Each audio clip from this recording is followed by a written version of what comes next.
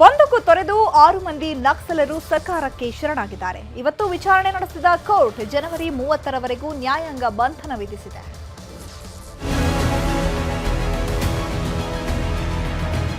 ದಶಕಗಳ ಕಾಲ ಕಾಡಿನಲ್ಲಿ ಬಂದೂಕು ಹಿಡಿದು ಬದುಕಿದ್ದ ನಕ್ಸಲರ ಯುಗಾಂತ್ಯವಾಗಿದೆ. ವ್ಯವಸ್ಥೆ ವಿರುದ್ಧ ಸಿಡಿದೆದ್ದು ಭೂಗತರಾಗಿದ್ದವರಿಗೆ ಶಾಂತಿಯ ಮಂತ್ರೋಪದೇಶ ಆಗಿದೆ.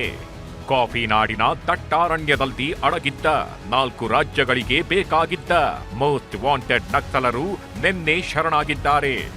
ಈ ಮೂಲಕ 4 ದಶಕಗಳ ಬಳಿಕ ಕರ್ನಾಟಕ ನಕ್ಸಲ್ ಮುಕ್ತದ ಮುನ್ನುಡಿ ಬರೆದಾಗಿದೆ.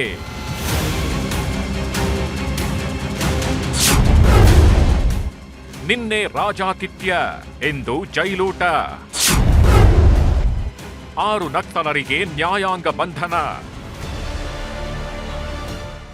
ನಕ್ಸಲರು ಬಂದೂಕು ತೊರೆದು ಶರಣಾಗ್ತಿದ್ದಂತೆ ಚಿಕ್ಕಮಗಳೂರು ಪೊಲೀಸರೇ 6 ಮಂದಿಯನ್ನ ವಿಚಾರಣೆ ನಡೆಸಿದ್ರು.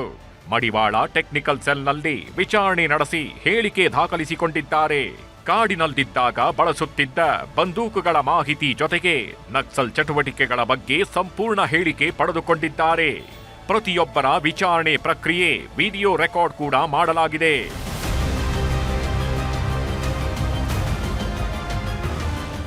ನಕ್ಸಲರ ಹೇಳಿಕೆ ಪಡೆದ ನಂತರ ವಿಕ್ಟೋರಿಯಾ ಆಸ್ಪತ್ರೆಯಲ್ಲಿ 6 ಮಂದಿ ಆರೋಗ್ಯ ತಪಾಸಣೆ ಮಾಡಲಾಯಿತು.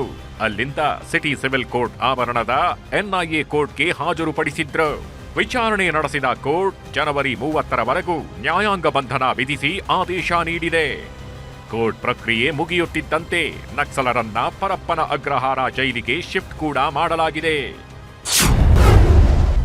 ಶಸ್ತ್ರಾಸ್ತ್ರ ಹಸ್ತಾಂತರ ಮಾಡದ ನಕ್ಸಲರು. ಸರ್ಕಾರದ ಮುಂದೆ ಶರಣಾಗಿರೋ ನಕ್ಸಲರು ಪಟ್ಟೆ ಶರಣಾಗತಿ ಪತ್ರ ನೀಡಿದ್ದಾರೆ. ಆದರೆ ಇದುವರೆಗೂ ಶಸ್ತ್ರಾಸ್ತ್ರಗಳ ಬಗ್ಗೆ ಸ್ಪಷ್ಟತೆ ಸಿಕ್ಕಿಲ್ಲ.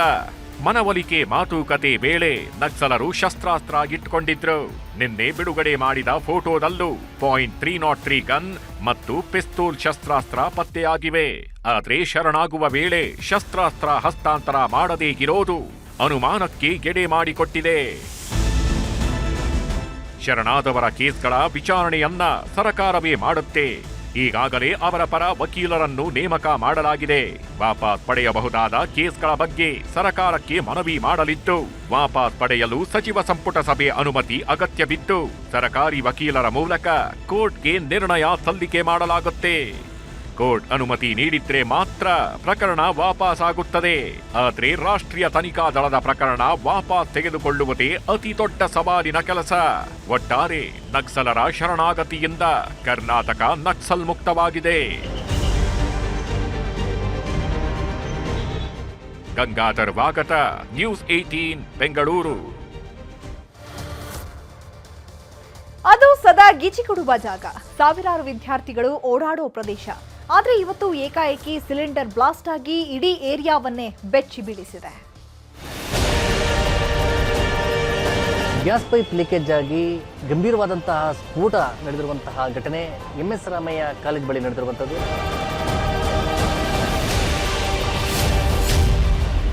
ಜ್ಯೂಸ್ ಅಂಗಡಿಯಲ್ಲಿ ಸಿಲಿಂಡರ್ ಬ್ಲಾಸ್ಟ್,